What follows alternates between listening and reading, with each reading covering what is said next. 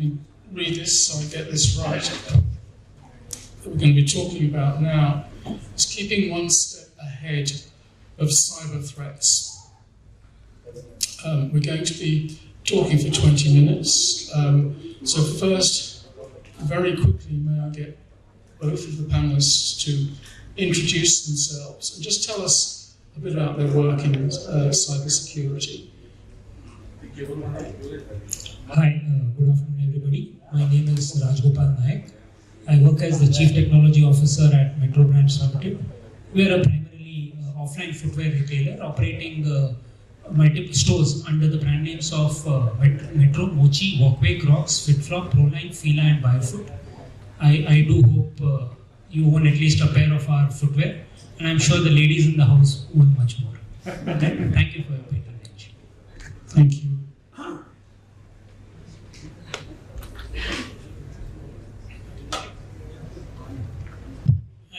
My name is Amey, Subhash, Lakeshri. I'm Director in Cyber Forensics and IR. I'm from Ernst & Young. So I hold around 14 years of learning experience, and that mostly started with network, then security, then compliance. And now the focus is different. I'm in consulting now since 4 years and leading the practice of investigations in India from Ernst & Young in forensics. Yeah. That's excellent. Thank you very much. And maybe on a slightly curtailed time span, let's get straight to the question. Is it possible to keep ahead of cyber threats? Is that possible? So that's a tricky question to start with, I'll say. So when you say to step ahead of threats, when you think you're a step ahead, there are a few more zero-day attacks available, right? Yes. But the idea is, of course, to have a good identification of your own inventory. First, you need to understand what you need to protect, Yes. right? Second, you need to have a good detection mechanism, Yes. right? And then definitely you will have a different layers of security, in-depth design of security by design, security by default, whatever you call it, would be there to protect. But the important is something where less focus is given in last decade, but not now. Since COVID, I have seen people are really working hard towards the incident response and right on the response and recover. That's something important. If you ask me if I have to be a CISO and if you give me only a limited budget and say what you need to really focus first, I'll focus on business continuity plan and the incident response, but that enables a business as well, right? So having a step ahead of this kind of threat is, I'll say, a kind of possible when you really know your things, a network, you know where your data is, you know your vendors, third parties who are having access to the data, right? You should have the good data flow diagrams, understanding where the data is flowing at rest, in transit, or at processing as well. You need to have a robust role-based access control system, the IDAM in place. Perimeter firewall, antivirus, those are the old things, right? We have XDR now. But even although having all those things in place, attacks are still happening. Okay, attacks are happening on the biggest of the organization where everything is there. Why? Because the monitoring is missing some of the alerts which are there. I'm from the investigation background now. Almost from 4 years I'm doing the ransomware investigations and different cyber investigation. What I've seen in most of the organization, even the biggest IT team or IT infrastructure are having a basic gap. So you need to marry people, process and technology in a way that you may be ahead of the attacker, but please don't get overwhelmed with that we are ahead of them. You need to always be on the humble side and be ready for the incident response. Okay. Same question, Rajgopal. Please tell us, is it possible?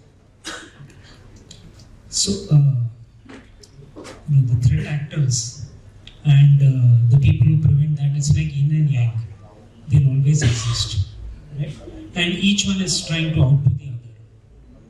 So, according to me, as the overall tech or digital landscape changes, and whenever it changes, right, more and more complexities come into the picture, and they themselves lead to open gaps in systems, which will invariably get attacked, right? Nowadays, even nation states understand the importance of cyber activities, which can destabilize your enemy at any point of time much more effectively and without or causing lower collateral damage compared to using conventional weapons. So I don't see this ever subsiding. It will only increase because this particular area, as all of us get into smart cities, connected infrastructure, digital ecosystem play involving multiple partners. Well, someone will let the ball drop. So I see the whole area of cyber analysis, cyber security, resiliency only increasing. Okay, what are the key trends in cyber threats the audience should be aware of? Are we facing, I know the answer you're going to give to this, are the threats we're facing today the same as the threats we were facing 10 years ago, 20 years ago? How have they changed, particularly? As the technology has evolved in the last 20 years, right? In the last 20 years, I don't think we had mobile phones. Yeah. Take just 5 years. Yeah. Sure. So, yeah. Gone are the days when you had macro viruses or viruses that were built just to prove that you can overcome a system, right? I mean, those are the days of DOS or the earlier versions of Windows. Today, a cyber attack is a profession, right? That is the largest change that has come into play. Nation-state actors using cyber defense weapons was not there. That is a whole evolution that has come into play, right? Multi-pronged attacks, for example, the whole ransomware concept is something new. And more importantly, once the ransom is paid or not paid, right? After a period of time, leaking the data to cause embarrassment or to leak sensitive information is a whole new trend that was never existed earlier, right? A ransomware attack is like a kidnapping, right? Now you have a digital avatar of it. So there is a lot of evolution that is happening, more and more with AI-enabled tools, right? This whole area of vulnerability detection, vulnerability exploitation is only going to get even more democratized, right? Already on the dark web for quite some time now, you have malicious actors who actually productize their offering, and they realize that selling it as a product to anyone and everyone who wants to use it is a much, if I may say, hands-off approach to making money, right? As against doing it yourself. So it's become a services industry as a service, right? You have ransomware toolkits as a service that are available today. So these have been interesting times, and they continue to be interesting times for someone who has an interest in the area of cybersecurity and research. Yeah, absolutely. I mean, threats has evolved like anything.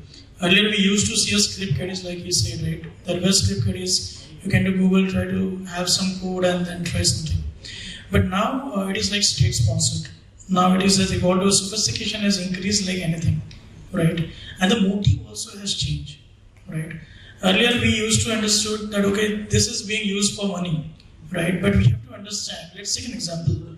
My data is getting leaked, or my company's data is getting leaked. What would be the impact? Probably my job, maybe some money, some ransom, right? No, it's not not limited to that. It may cause somebody's life as well.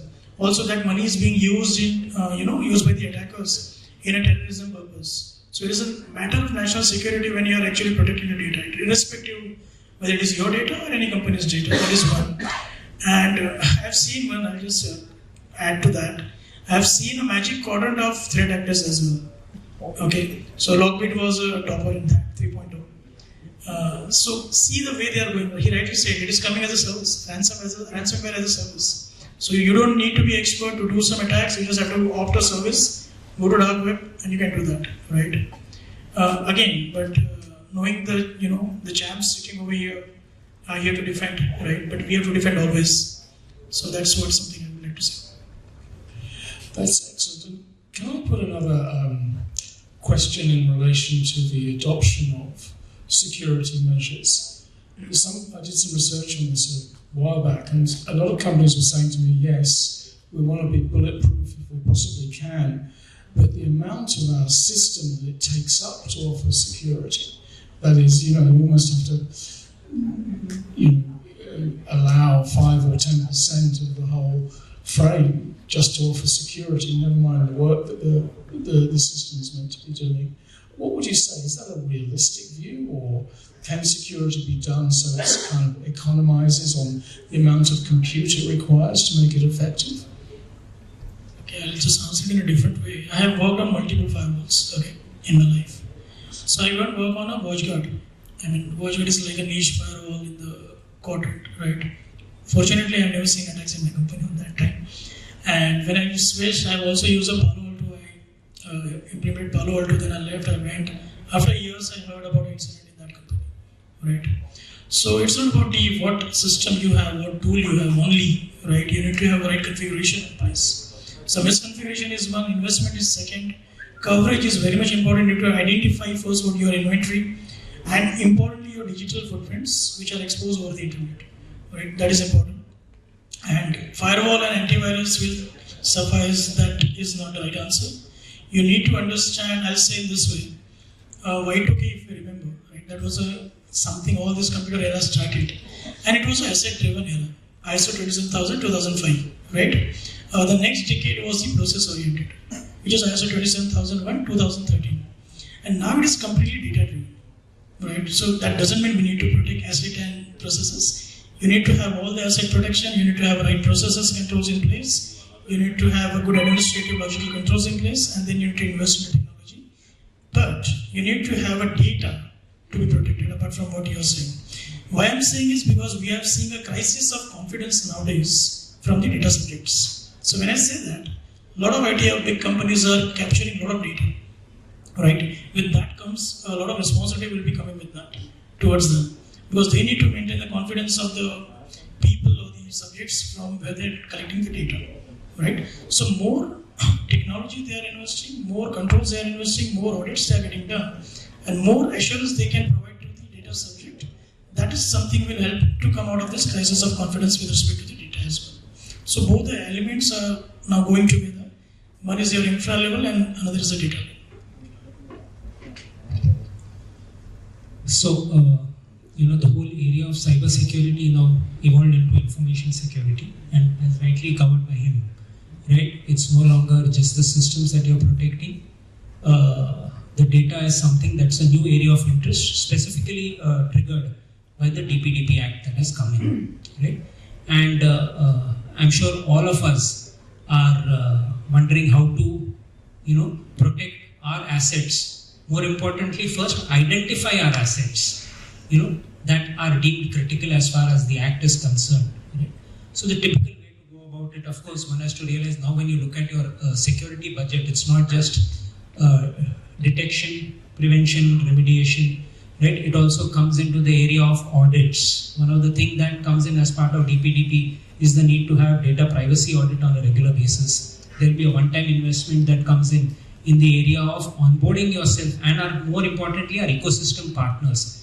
Because today, for majority of the companies, a lot of the critical customer data is processed by third-party data processors, right? For all of us. Yeah. So that is a big area that comes in.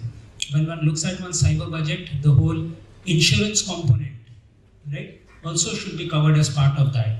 And the fourth important part that needs to be covered today is if one realizes that the largest vector, for a cyber attack is phishing, right? The whole area of phishing simulation and training, a lot of cases might be part of the learning and development budget that's owned by the HR. Ideally, when one looks at it from a security viewpoint of view, all of them should be covered. Now, when you cover such a large gamut, including things like, for example, breach simulation, right, and readiness, all comes under cyber budget. So when one looks at it, basis which, there is no right answer as to what percentage it should be, but basis which field you are in, right? Logically, for a bank or a defense establishment, it will be much higher, right? Maybe for some other industry, on a relative basis, it will be lower, But the fact remains that that quantum, that percentage will only increase in the next few years. Okay, we're running into the final 5 minutes of our session. Could I ask you, maybe we'll just take a couple of questions at the very end, but could I ask you just for the key piece of advice that you'd give to the audience here? You're obviously very committed to security of the assets, digital assets of your companies. What advice would you give to companies who are hesitant about investing in security? Almost a sort of short, sharp, sell, if you like. Cybersecurity is like insurance, right? Its return only kicks in when an incident happens. Now, that is the unfortunate truth that is there. But that being said, today there are many people who are invested in ensuring that the company is cyber reliant. I think the greatest boon that we have is that today cybersecurity is a topic at a board level, right? Any topic that's at the board level automatically opens up an avenue of intelligent investment, right? In the area of cybersecurity for the company. The other friend that any cybersecurity expert within an organization has are auditors, right? The third friend that you have are statutory bodies, right? TPDP is an example of a push by a statutory body. If you're a listed companies, SEBI, right, over the last couple of years in terms of information resiliency has brought in a lot of mandates, right? For example, you need to have a backup and you need to prove that in the last fiscal year or the fiscal year that's getting audited, you're taking backups on a daily basis and they are also a resilient nature, which means that you're able to recover from them. Now, all of these mandates are, well, I would say a God's gift boon for us, right? To leverage budgets intelligently for ensuring that we are able to overcome this threat. And finally, it's not a question of whether you will get breached.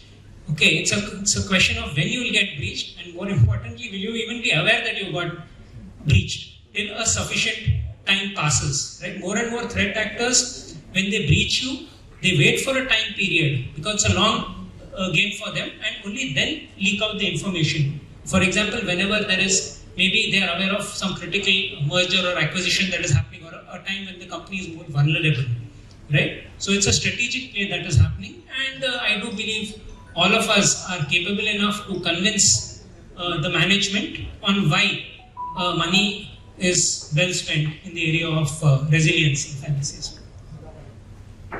Yeah, absolutely echo, and so with respect to the resilience also has been added now to the NIST framework, right? Because of that only. I would like to add some more elements is that incidents will happen, right? And you rightly said whether you know whether incident is happening or not, or it has happened or not. We have done a lot of investigation in that. I have seen that hacker was sitting in the network for more than almost 3 months, 4 months minimum, right? And average downtime, usually the client phase is around 3 weeks. I'm saying the complete comeback, the complete restoration. Critical things sometimes they get restored. But the challenge is whenever you are restoring from backups are also encrypted. Right? So you need to have a good air gap backups as well. So incident response is a key where I have seen bigger organizations also have struggled a lot, right? At the time of, because it's a panic situation, they have to do what? They have to inform to the regulators, they have to inform to the cyber insurance guys. For that, they have to discuss with cyber insurance guys, can I, take on board some particular consultant or not? To do the investigation, they have to take advice from them. There are a lot of hidden conditions in their particular contract. For that, you need to take a legal onboarded, right? You need to have your marketing team and HR onboarded to communicate to the employees. Something has happened, be aware of next steps. Because attackers will not only reach out to the board, they will also reach out to the employees and your clients, vendors, and everyone. And then, of course, the media. That is a typical modus operandi. I can talk about the BN group, just an example. They earlier were doing the ransomware attack, but now they have changed their modus operandi to the data exploitation model.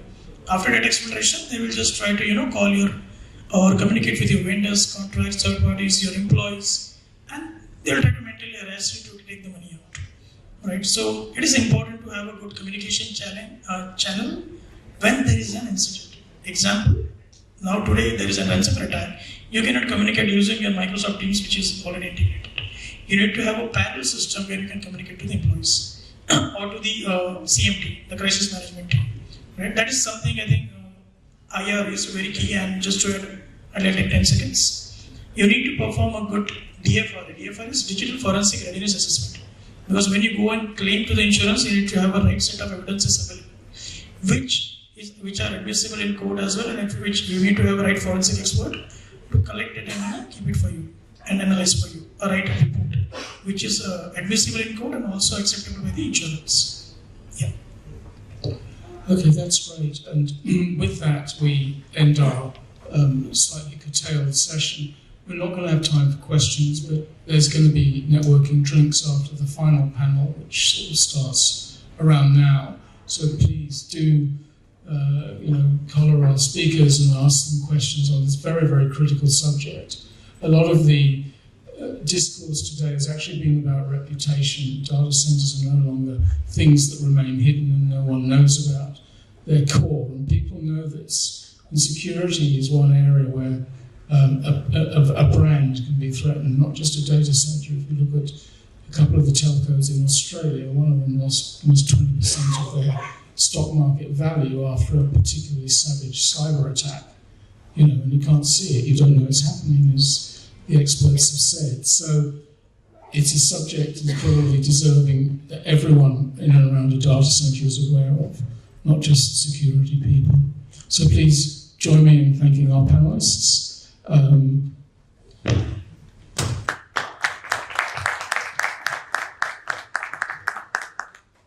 Okay.